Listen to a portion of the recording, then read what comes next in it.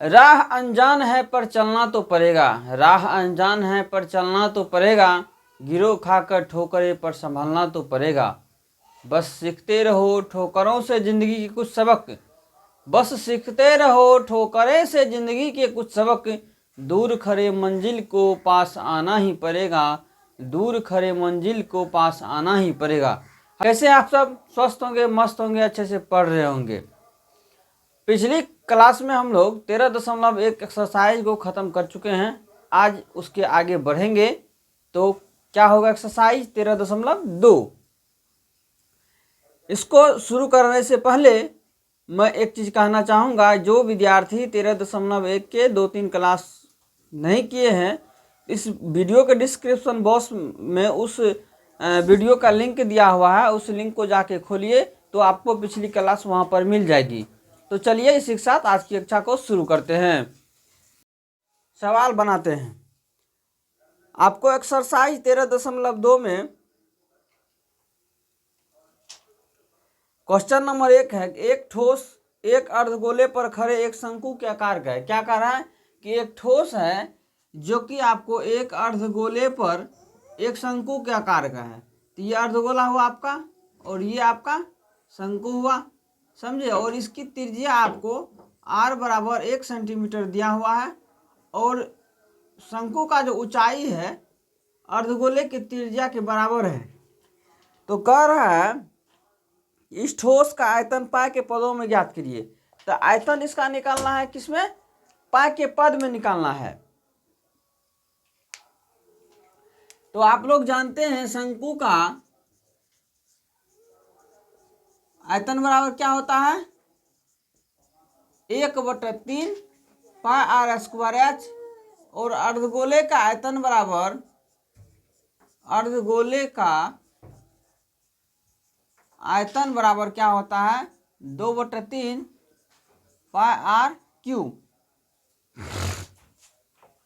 2/3 पाई r cube होता है। और इस दोनों का आयतन को निकालना है पाई के पदों में।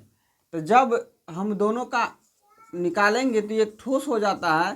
तो लिखेंगे ठोस का आयतन बराबर, चूंकि क्या कर आपको सवाल में कि एक ठोस का आयतन निकालने का, और ठोस क्या है, अर्धगोला के ऊपर जो शंकु दिया हुआ है, दोनों को मिलाकर के एक ठोस का निर्माण होता है। ठीक है, तो उस ठोस का आयतन निकालना है। तो क्या करेंगे, अर्धगोला का आयतन में शंकु का आयतन को जोड़ देंगे तो आ जाएगा। दोनों सूत्र आपको मालूम है। तो चलिए लिखते हैं ठोस का आयतन बराबर, दोनों का आयतन को जोड़ेंगे ना, तो शंकु का आयतन प्लस अर्धगोले का आयतन।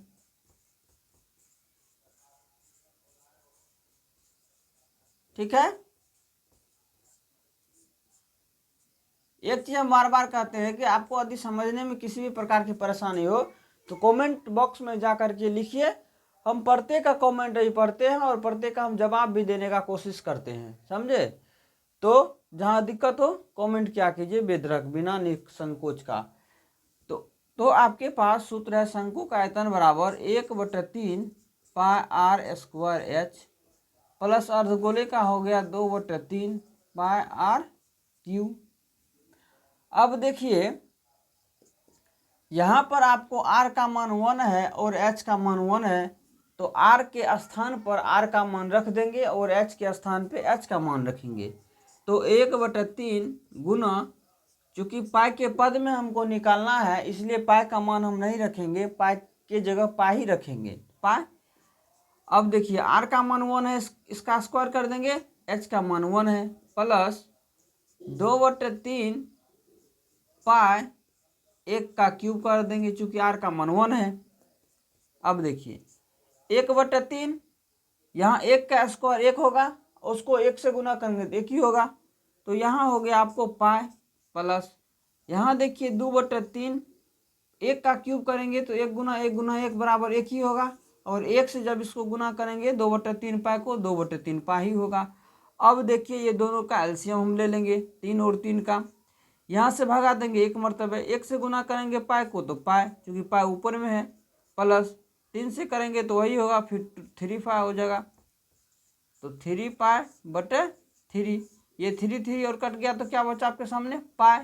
और आपको सवाल में क्या कह रहा था कि पाई के पदों में एक ठोस का आयतन निकालिए, ठीक है ना। तो ठोस का आयतन मतलब शंकु और अर्धगोले को आयतन को जोड़ देंगे तो ठोस बन जाएगा।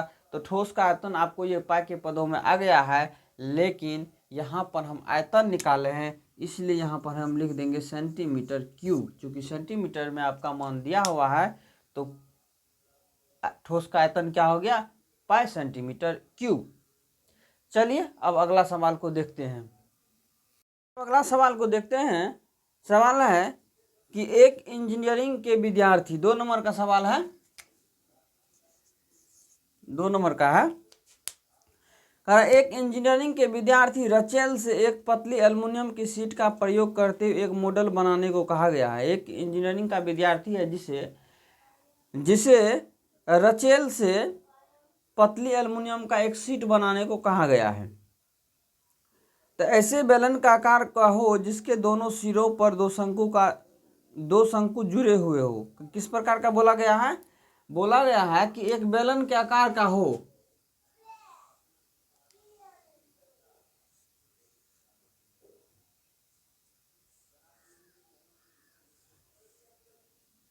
ठीक है। इसमें कह रहा है कि दोनों ओर से आपका ये शंकु हो। फिगर लगता है थोड़ा टेढ़ा हो गया है ना। अच्छा कोई बात नहीं, फिगर तो है ना। और इस मॉडल का व्यास 3 सेंटीमीटर है। तो व्यास तो आपका यहीं पे होगा ना, ये भी व्यास।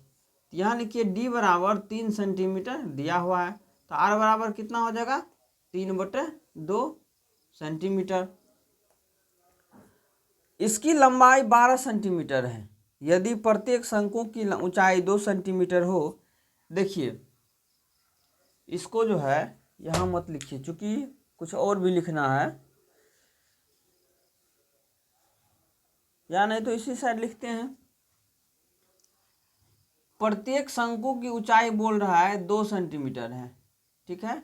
यहाँ पे ये 2 सेंटीमीटर हो गया और यहाँ से यहाँ 2 सेंटीमीटर हो गया। और कुल आपको 12 सेंटीमीटर दी हुई है। कुल आपको 12 सेंटीमीटर दी हुई है और शंकु 2-2 सेंटीमीटर हो गया है। तो रचेल द्वारा बनाए गए मॉडल में अंतर्विष्ट हवा का आयतन ज्ञात कीजिए। और यह मान लीजिए कि मॉडल की आंतरिक और बाहरी विमाएँ लगभग बराबर है। बाहरी विमाएँ और आंतरिक विमाएँ लगभग बराबर है। और बोल रहा है या अंतर्विष्ट हवा का आयतन ज्ञात करने के लिए।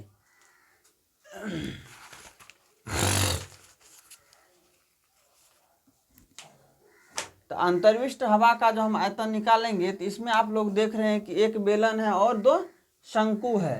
तो हम लोग सूत्र जानते हैं कि बेलन का आयतन बराबर क्या होता है। हम लोग जानते हैं बेलन का आयतन बराबर पाई r² h होता है। उसके बाद शंकु का आयतन है, शंकु का आयतन जो है आप लोग देख रहे हैं फोटो, लेकिन पूरा टेढ़ा लग रहा है ना। कोई बात नहीं है, आप लोग समझ लीजिए। फोटो टेढ़ा है ना, लेकिन समझना तो उसी बात को है ना, कोई बात नहीं है। तो देखिए क्या होता है 1/3 पाई r²h, ठीक है ना। 1/3 पाई r² h जो होता है तो इसमें 2 शंकु दिया हुआ है, ठीक है ना। या तो आप एक शंकु का निकाल के 2 से गुना कर दीजिए, नहीं तो आप यहाँ पर 2 से गुना कर दीजिए और लिख दीजिए दोनों शंकु का, ठीक है। अब इसका आयतन निकालना है तो इसका नाम क्या दिया हुआ है, एक मॉडल बनाना है। तो एक यहाँ लिखिए मॉडल का एक शंकु अलग है, एक शंकु अलग है, एक बेलन अलग है। लेकिन ये तीनों जब मिल जाता है, दोनों शंकु और जब बेलन मिल जाता है तो बना करके क्या बनता है, मॉडल बन रहा है। इंजीनियर को क्या बोला था, मॉडल बनाने के लिए। तो हम क्या करेंगे, मॉडल का आयतन निकालेंगे, ठीक है ना। अंतर्विष्ट हवा का आयतन ज्ञात करिए और बाहरी विमा और भीतरी विमा लगभग जो है दोनों बराबर दिया हुआ है। तो मॉडल का आयतन लिखेंगे, मॉडल का आयतन बराबर रुकिए 1 मिनट, एक चीज़ और लिख देते हैं। बेलन का आयतन प्लस दोनों शंकु का आयतन, दोनों शंकु का आयतन। तो चलिए बेलन का आयतन क्या है, पाई आर स्क्वायर एच, और दोनों शंकु का क्या करेंगे, 2 से गुना कर देंगे, 1/3 पाई आर स्क्वायर एच। ठीक है, अब देखिए पाई आर स्क्वायर एच जब हम करते हैं तो इसमें हम बेलन का ऊंचाई लेंगे। ठीक है, जो कि बेलन का ऊंचाई आपको 8 सेंटीमीटर हो जाएगा। 2 इधर 2 इधर, 4 चला गया तो 8 ही बचा ना। तो पाई का मान 22/7, आर का मान हो गया 3/2 न, फिर 3/2, एच का मान हो गया 8 प्लस 2 गुना 1/3, पाई का मान 22/7। यहाँ देखिए शंकु के लिए भी आर उतना ही है, बेलन के लिए भी आर उतना ही है, 3/2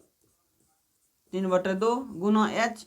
तो यहाँ देखिए शंकु का एच कितना है, 2 है, तो यहाँ 2 दे दिए हैं। ठीक है ना। अब देखिए कटेगा, ये कटेगा यहाँ से, ये 2 से कट जाएगा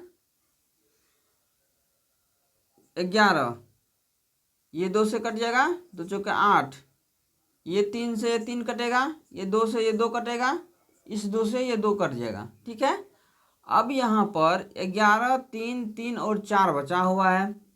तो 3 3 9 चौके 36, और 36 को गुना करेंगे 11 से, तो अगर 6 का 66 हासिल 6, अगर 33 6 39/7 प्लस, यहाँ देखिए रुकिए आप लोग को समझने में थोड़ा दिक्कत होगा। यहाँ देखिए 11 गुने 3 और गुने 4, अब पूरे के बटे में 7 है, प्लस यहाँ देखिए 1, तो 1 को नहीं लिखेंगे, 22 गुने 3/7 है। ठीक है ना। अब इसको करेंगे 11 गुना 3, अगर 33 33 4 99, 99 चौके जब करेंगे तो 9 चौके 36, और 9 चौके 36 3 39/7 प्लस 22 66/7। इस दोनों को भिन्न का जोड़ करेंगे तो एलसीएम 7 होगा। उसके बाद 396 प्लस 66, दोनों को जोड़ेंगे 6 6 12 2 हासिल 1, 7 9 16 6 हासिल 1, 3 1 462/7।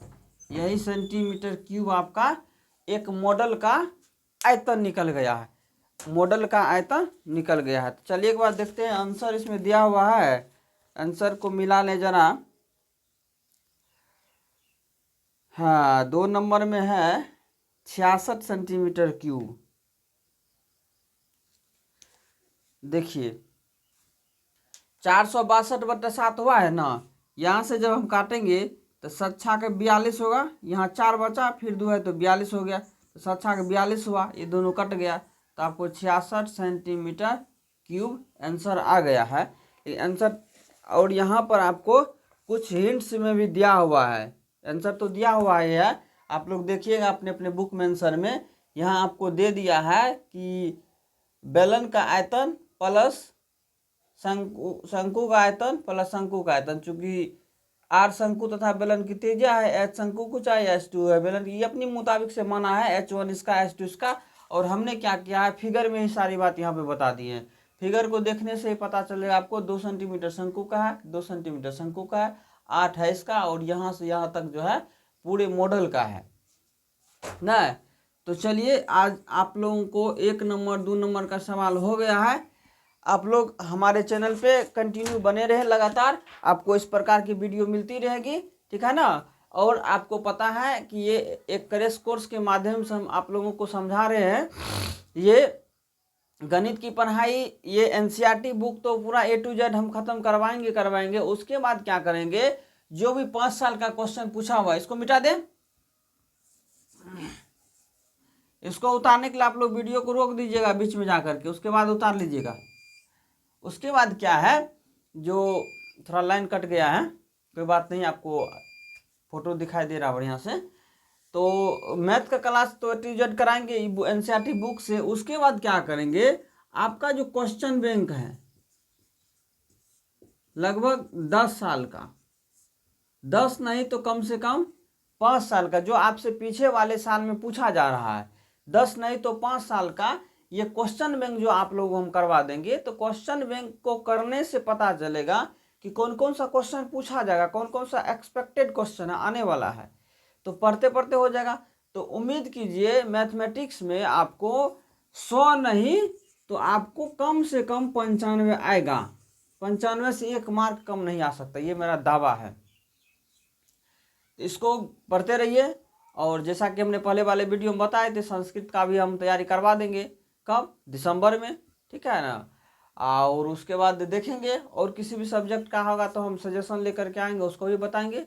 लेकिन आप लोग हमारे चैनल पे बने रहे, ठीक है। और लगातार हम पढ़ाएंगे आप लोगों को। आप लोगों में मेहनत जब हम करते हैं तो आप लोगों को भी कुछ जिम्मेदारी बनती है जो हम पढ़ें। और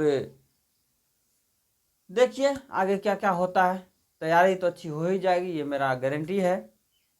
और हमारे चैनल पर यदि आप नए हैं तो चैनल को सब्सक्राइब कीजिए, वीडियो पसंद आए तो लाइक कीजिए, और अपने जो दोस्त लोग हैं उसके साथ भी शेयर कीजिए, बताइए उन लोगों को भी, ताकि आप अपने भी पढ़ें, आपके दोस्त लोग भी पढ़ें।